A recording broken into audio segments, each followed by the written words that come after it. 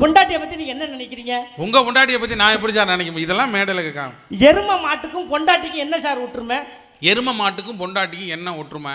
அப்படியே தூங்கும், இதுவும் தூங்கும், அதுவும் தூங்கும். அதான் கிடையாது. எரும மாட்டுக்கும் கட்டின பொண்டாட்டிக்கு என்ன தெரியுமா ஒற்றுமை? என்ன? எரும மாட்டை தண்ணில இருந்து கலப்புறதும் கட்டின பொண்டாட்டிய அப்பா வீட்டுல இருந்து கலப்புறதும் அவ்வளவு சீக்கிரத்தில் நடக்காது. இந்த கல்லூர்லயும் நடக்காது. அடே அப்பா, சர்வீஸுக்கு போயிட்டு வந்த பைக்கு அம்மா வீட்டுக்கு போயிட்டு வந்த ஒய்ஃபும் ஒரு 3 நாளைக்கு மக்கர் பண்ணும், அப்படியே முறுக்கும். அதுகளுக்கு எங்கேருந்து தான் வரும்னு தெரியாது, அப்படியே வெட்டுதுங்க, குது குதுன்னு வருது. எதுக்கு? எங்கள் அக்கா வந்திருக்கும், ஊரில் வந்து சமைச்சு போட முடியாதுல்ல, குது குதுங்குது. இங்கே பாருங்க, கை காலெலாம் விடங்குது, செத்துருவேன், ஏன் வாழ்ந்து என்னை கொள்ற அப்படின்னு கண்டிச்சு விட்டு வந்திருக்கேன். சொல்லுங்க. ஆனால் ஒன்றுங்க, பஞ்சர் ஒட்டாத டயரும் மேக்கப் போடாத பிகரும் ரோட்டில் நடந்து போனதா சரித்திரமே கிடையாது. அப்பா, இப்போ பூரா டீப்ளஸ் வந்துருச்சியா? அன்னைக்கு கும்பகோணம் இருக்கான். இப்போ என்ன மகிழ்ச்சி இருக்கு? இப்ப தம்பி நடுவர் ஒரிஜினல் நடுவரா டூப்ளிகேட் நடுவரான்னு செக் பண்ணிடுவோமா? இல்ல ஜோரா கை தட்டுங்க. இப்ப நான் உங்கள்ட்ட ரெண்டு கேள்வி கேட்க போறேன். ஏன்னா எப்படி நீ குறை சம்பளத்தை வாங்க விட மாட்ட போல, ஒரிஜினல் நடுவரா டூப்ளிகேட் நடுவரா? நான் ரெண்டு கேள்வி கேட்க போறேன். இதுக்கு சரியா பதில் சொல்லிட்டீங்கன்னா திருமணத்துக்கு பின்னாடி தான் மகிழ்ச்சின்னு தீர்ப்பு சொல்லிட்டு போடுங்க. சரி கேளுங்க. அப்படி சொல்லலன்னா எங்க பக்கம் தீர்ப்பு சொல்லுங்க. அதனால சொல்லுங்க. 3 ஆம்பளைங்க எதுக்கு வந்திருக்கிறோம்? உங்க லேடிஸ்யா? 2 ஆம்பளைங்க ஒரு பொம்பளை பிள்ளை. அப்படி சொல்லுங்க பாக்க. அவசர கோலத்துல சொல்லிட்டு. அப்பப்ப சொல்லி வை மாமா. ரொம்ப. இப்போ நான் கேட்கட்டுமா? கேளுங்கம்மா. இந்த கோயிலுக்கு பின்னாடி ஒரு கருப்பு பூனை. சரி. உங்கள மாதிரி ஒரு இப்ப நீங்க என்ன கை தட்டுங்க சொன்னீங்கல்ல, இப்ப எப்படி கை தட்டுறாங்க பாக்குறீங்களா?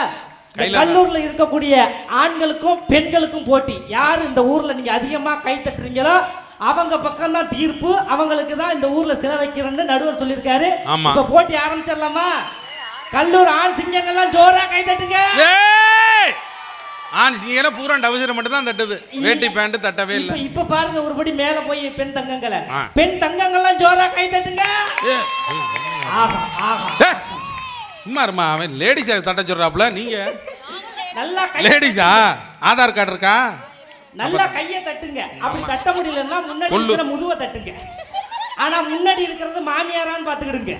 ஒரு ஊர்ல பட்டிமன்றத்துல போய் முன்னாடி நான் கையை தட்ட சொல்லி மாமியாரை தட்டி அது பொட்டுன்னு கூட்டு ஊர் நாட்டாமக்காரர் அடுத்த நாள் நீ கட்டி போட்டுட்டாரு, நீ இந்த பொம்பளையை உயிரோட கொண்டுட்டு வந்தாதான் உனக்கு சம்பளம்னு. ஆனா உண்மையிலேயே அருமையா கை தட்டுறாங்க. இளம் சிங்கங்களே, உங்களுக்கு தான் நான் பேச வந்திருக்கேன். இப்ப நான் இப்பதான் கல்யாணம் முடிஞ்சு 10 மாசம் ஆகுது. கல்யாணம் முடிஞ்சு 10 மாசம் ஆகல, 8 மாசம் ஆகுது. ஆமா, கல்யாணம் முடிஞ்சு 10 மாசம், வீட்டுல 8 மாசம். என்ன இதுனா என்னையா? இதெல்லாம் சொல்ல வேணும். உண்மை, அதெல்லாம் சொல்லிதான் ஆகணும். இல்ல, அதெல்லாம் நீ விவரமான ஆளு, பார்க்கத்தான் ஆளுக்கு இருக்க மாதிரி இருப்ப.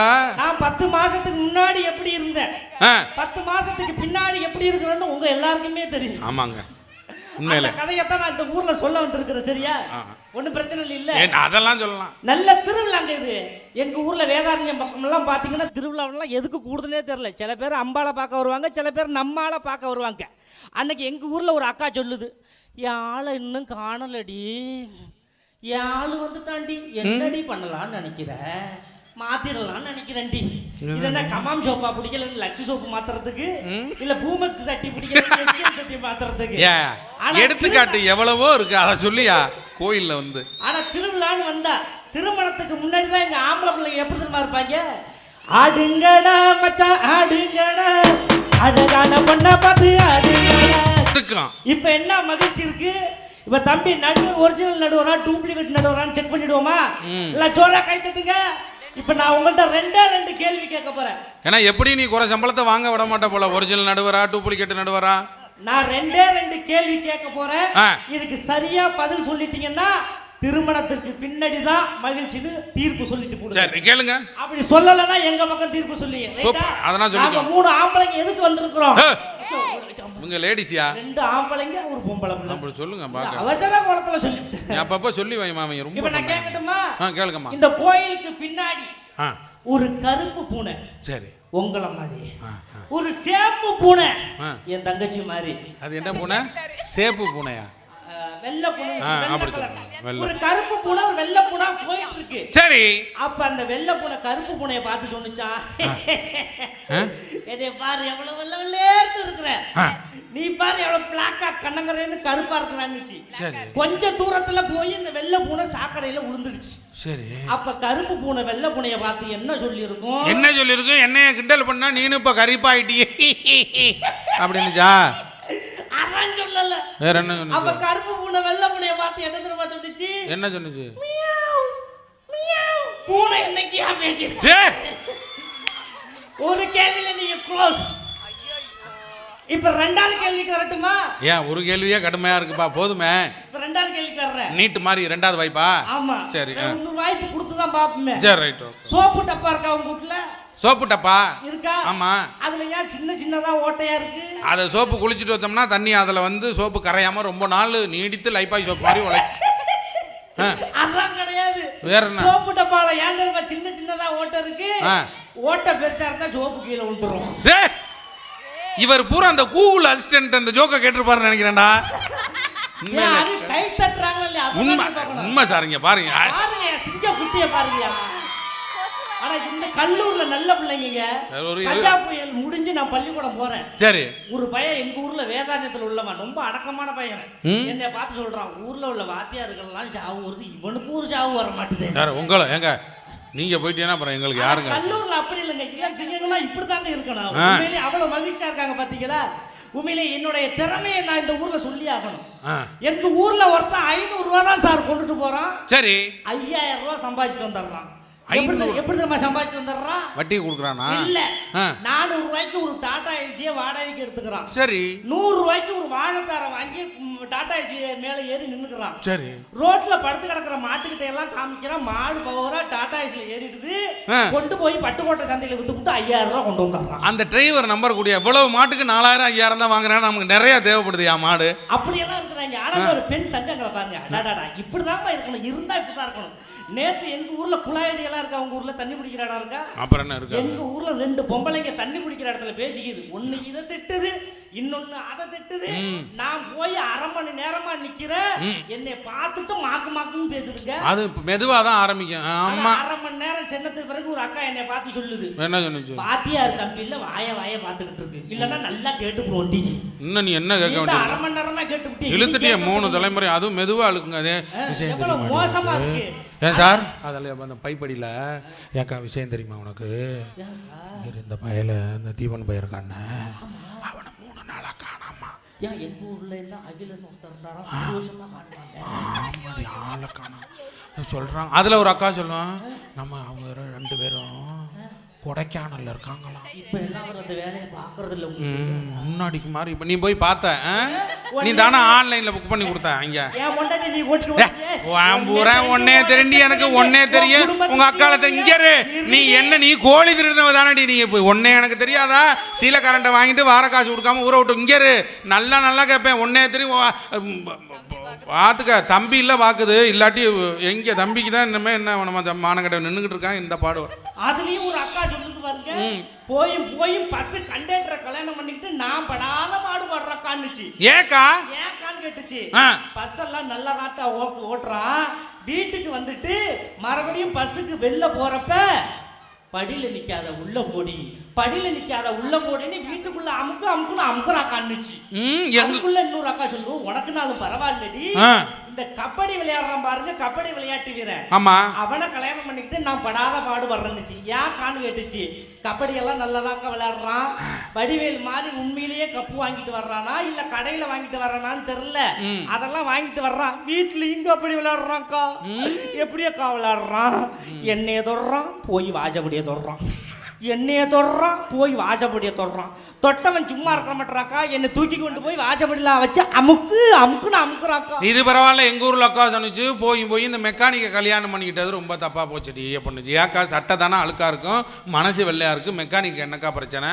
அதனால் ஒன்றும் இல்லை, டூட்டி முடிஞ்சு வராரு, திரும்ப கட்டில் கீழே போயிட்டு ஒரு பாட்டுக்கு நட்டை பூரா கலட்டிக்கிட்டே இருக்கிறாரு. ஒரு பக்கம் கலட்டை என் மகன் எடுத்து கொடுத்து அடுத்த பக்கம் பூரா மாட்டிக்கிட்டே இருக்கிறாரு. விடிய நட்டு கலட்டி பைய இப்படியே போயிட்டு இருக்காங்க்கா. நான் என்னக்கா பண்ணுறது அப்படின்னு. இதெல்லாம் திருமணத்துக்கு பின்னாடி எவ்வளவு பிரச்சனை சார் வாழ்க்கையில. திருமணத்துக்கு முன்பு எப்படி சந்தோஷமா இருந்தான். இவர் தாங்க எடுத்துக்காட்டு. 10 மாசத்துல மனுஷன் இப்படி ஆகி போயிட்டாரு அப்படின்னு அவரோட மன குமுறலை சொல்றாரு. வேற ஒண்ணும் இல்ல. எங்க ஊர்ல ஒருத்தன் சார் என்ன பண்ணா, பொண்ணை 10 கொடுத்து மாப்பிள்ளை கையில கொடுத்து, மாப்பிள்ளை என் வயிற்றுல கட்டி வச்சிருந்த நெருப்ப இப்ப உங்க தலையில இறக்கி வைக்கிற மாப்பிள்ளை அப்படின்னாரு. அதனால தான் அந்த நெருப்பு சூடு தாங்க முடியாம தான் கல்யாணத்துக்கு பிறகு பாதி ஆம்பளைகளுக்கு எல்லாருக்கும் சொட்டையா போடுது. ஆமா ஐயா, இப்பதான் எனக்கு அது ஏன் நம்ம முடி கல்லூரிலையும் பல பேருக்கு பொருந்தும் தான் நினைக்கிறேன். ஆனா காதலை பத்தி தம்பி நீங்க என்ன நினைக்கிறீங்க? காதலை பத்தி 3வது படிக்கிறவன் போய் என்ன நினைக்கிறீங்க கேட்டா அவன் நாட்டுல வீட்டுல பிரச்சனை பண்ணி என்னைய தேடி ஊர்ல வந்து அடிக்கவாயா? ஆனா சார் உங்கள்கிட்ட நான் ஒரு கேள்வி கேட்கிறேன் சார். கேளுங்க. என் பொண்டாட்டி படுத்துற பாடை இந்த ஊரை சொல்ற அக்கா உங்களை சொல்லல, நடுவர் சொன்ன மாதிரி ராம்நாட்டுக்கு அங்கிட்டு உள்ளவங்களை சொல்லுங்க. பொண்டாட்டியை பத்தி நீங்க என்ன நினைக்கிறீங்க? உங்க பொண்டாட்டியை பத்தி நான் எப்படி சார் நினைக்கிறேன்? இதெல்லாம் மேடையில கேட்காம. எரும மாட்டுக்கும் பொண்டாட்டிக்கும் என்ன சார் ஒற்றுமை? எரும மாட்டுக்கும் பொண்டாட்டிக்கும் என்ன ஒற்றுமை? அப்படியே தூங்கும், இதுவும் தூங்கும் அதுவும் தூங்கும். அதான் கிடையாது. எரும மாட்டுக்கும் கட்டின பொண்டாட்டிக்கு என்ன தெரியுமா ஒற்றுமை? என்ன?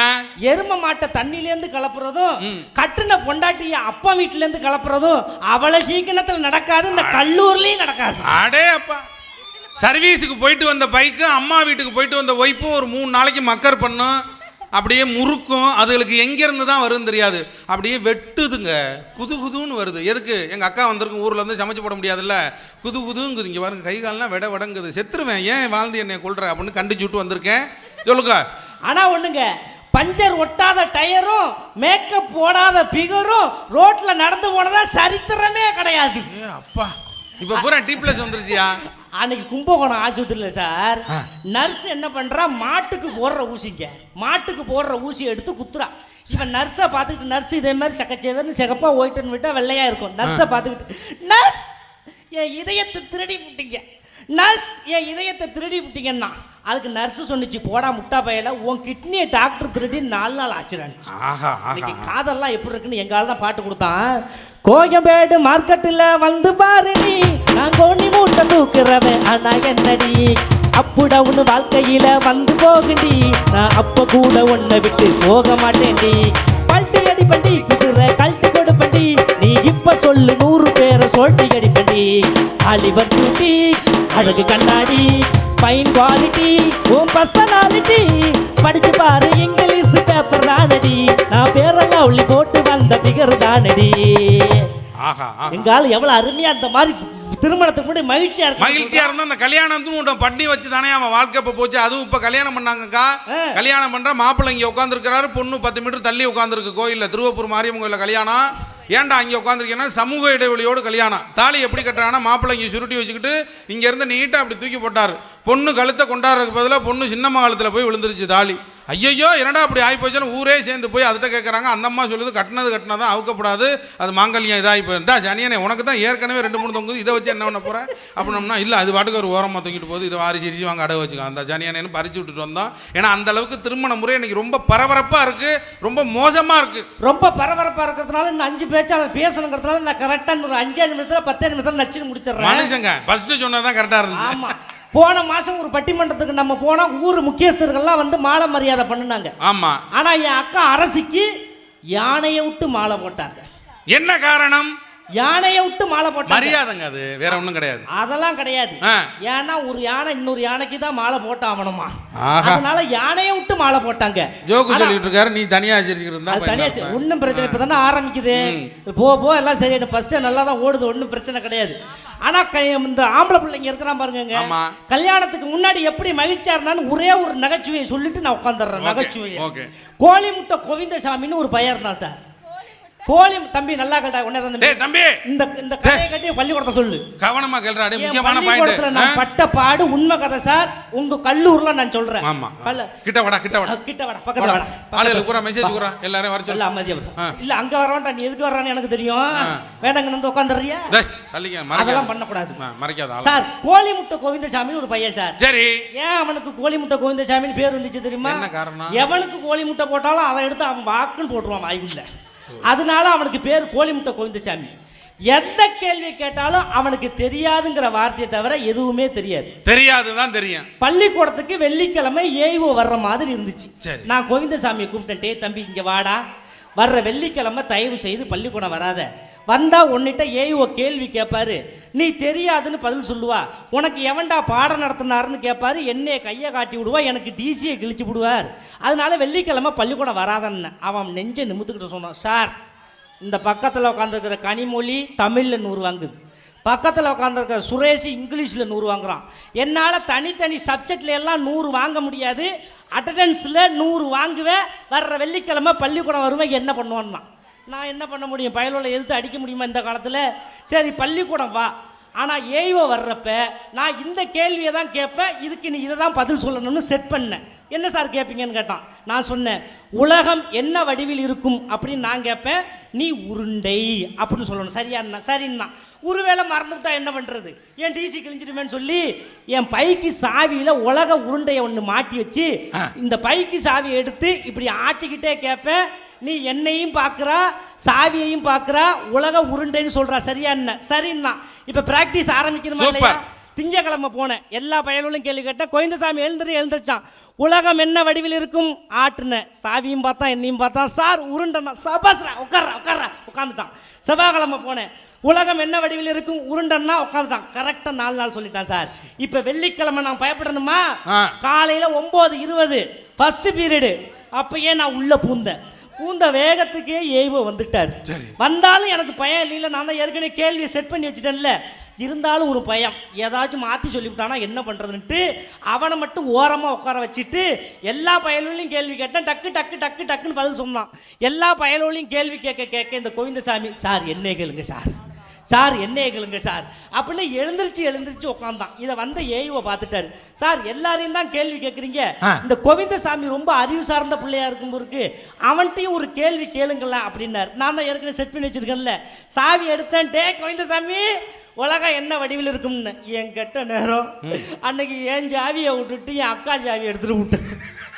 அதில் உலகம் உருண்டையாக இருந்ததுக்கு பதிலாக தட்டையாக இருந்துச்சுங்க. அந்த சாவி எடுத்து டே கோவிந்தசாமி உலகம் என்ன வடிவில் இருக்கும்னு பாருங்க. அவன் சொன்னான் பாருங்க பதில். சார் திங்கக்கிழமை, செவ்வாய்க்கிழமை, புதன்கிழமை, வியாழக்கிழமை 4 நாளும் உலகம் உருண்டையாக இருந்துச்சு சார். இன்னைக்கு வெள்ளிக்கிழமை தட்டையாக விட்டு சாருன்ட்டான். வந்த ஏய்வோ கேள்வி கேட்டார். சார் அப்போ சனி ஞாயிறு உலகம் எப்படா இருக்கும் அப்படின்னாரு. அதுக்கு அவன் பதில் சொன்னான், சார் சனி ஞாயிறு தான் பள்ளிக்கூடமே இருக்காதே, உலகமே இருக்காதுன்ட்டு. இப்படி எல்லாம் மகிழ்ச்சி எங்கே இருந்து வருதுங்க? கல்யாணத்துக்கு முன்னாடி பள்ளிக்கூடத்தில் காலேஜில் படிக்கும் போது இருந்த மகிழ்ச்சி இன்னைக்கு கல்யாணம் பண்ணி 2 பிள்ளைய பற்றி இந்த வீட்டில் இந்த பிள்ளையாள்கிட்ட விளக்கமா தடி வாங்குறமே, இந்த வாழ்க்கை தேவையான குமுறி இருக்கிறாரு செந்திலாக. பள்ளிக்கூடத்தில் பையன் ஒருத்தன் பொம்பளை பிள்ளைய தூக்கிட்டு ஓடுறான் சார். ஏன்டா அந்த பிள்ளைய தூக்கிட்டு ஓடுறாங்கிற? விளையாட்டு டீச்சர் தான் சொல்லியிருக்கிறாரு, விளையாட்டு போட்டி ஆரம்பிக்கிறதுக்கு முன்னாடி ஜோதியை தூக்கிட்டு ஓடணும்னு. நான் இந்த ஜோதியை தூக்கிட்டு போறேங்கிறான். வாத்தியார் சொன்னது அந்த அது எதுவும் முடியாது, ஒன்றும் பிரச்சனை இல்லை. இது எந்த ஜோதி, இது எந்த ஜோதி. ஆனால் உண்மையிலேயே நல்லா ரசித்து பார்க்குறீங்க. மீண்டும் இன்னொரு வாய்ப்பு கிடைக்கிறப்ப மீண்டும் பேசிக்கலாம்னு சொல்லிட்டு இன்னைக்கு இருக்கிற திருமணத்திற்கு பிறகான வாழ்க்கை எங்கெங்க நிம்மதி கிடைக்குது? இந்த ஊரில் வேணா எல்லாரும் ஒன்றா இருக்கலாம். எங்கள் பக்கத்துல எல்லாம் போய் பார்த்தீங்கன்னா தாயும் பிள்ளையுமா கூட ஒன்றா இல்லைங்க. ஒரு தாய், ஒரு குடும்பத்திலே ஒரு கணவன் இறந்து போனால் அந்த குழந்தையை நல்ல முறையில் வளர்க்க முடியும் ஒரு தாயால். அதே குடும்பத்தில் தாய் இறந்து போனால் ஒருபோதும் குழந்தையை கணவனால் நல்லாவே வளர்க்க முடியாது. அவன் லட்சம் ரூபா சம்பாதிச்சாலும் பரவாயில்ல. அப்படி எங்க ஊர்ல ஒருத்தன் கஷ்டப்பட்டு கணவனை இழந்ததுக்கு பிறகு அமெரிக்காவுக்கு அனுப்புறா தாயி. அங்கேயே போயிட்டு 25 வயசுல 30 வயசுல கல்யாணம் பண்ணிட்டு அங்கேயே செட்டில் ஆயிட்டான். தன்னுடைய பிள்ளை வரமாட்டானான்னு ஏங்கி பார்க்கிறா, வரவே இல்லை. இந்த தாய் எதற்கு ஏங்குறா? தன் பிள்ளை 10 பவுன் கொண்டுட்டு வருவான், அதை போட்டு நான் அழகு பார்க்கணும்னு ஏங்குறாளா? இல்ல. அந்த பிள்ளை நமக்கு வீடு கட்டி கொடுப்பான்னு எதிர்பார்க்கிறாளா? இல்ல. எதற்காக? தான் பெற்றெடுத்த குழந்தையினுடைய முகத்தை ஒரு முறையாவது நான் பார்க்க மாட்டலான்னு அந்த தாய் ஏங்குறாங்க. அந்த காட்சியை ஒரு கவிஞர் அழகா சொன்னா, மகனே நீ பிறந்த அன்று வீட்டின் கொல்லைப்புறத்தில் ஒரு தென்னையை நட்டு வைத்தேன். நாங்கள் ஊற்றிய தண்ணீரில் தென்னை வளர்ந்தது, நாங்கள் சிந்திய கண்ணீரில் நீ வளர்ந்தாய். எங்கோ ஈட்டக்கூடிய பொருள் உனக்கு சுகத்தை தருகிறது, எங்கள் அருகிலே இருக்கும் தென்னை சுவை நீரையும் சுகமான நிழலையும் தருகிறது. நீ வருவாய் என்று எதிர்பார்த்து ஏங்கி போன எங்களுக்கு நீ இமெயிலில் உலாவிக் கொண்டிருக்கும் செய்திதான் எங்களுக்கு கிடைத்திருக்கிறது. என் இறுதி கூட்டத்திற்கு நீ வராவிட்டாலும் பரவாயில்லை, நீ என நினைத்து வளர்த்த தென்னை ஓலையாக மாறி பாடையாக சுமந்து பத்திரமாக ஊர் எல்லை வரை கொண்டு சேர்க்கும். அடாதே இப்படிக்கு அம்மா. அப்படியே அவசர விசா கிடைத்து நீ ஊருக்கு வந்தாலும் 3 நாட்களுக்கு மேல் எண்ணெய் தேய்த்து குளிக்காதே. 4வது நாள் நீ எண்ணெய் தேய்த்து குளித்தால் உனக்கு ஜலதோஷம் பிடித்துவிடும். அப்போதும் கூட அம்மா மாத்திரை கொடுப்பதற்காக மயானக்கரையில் சாம்பலா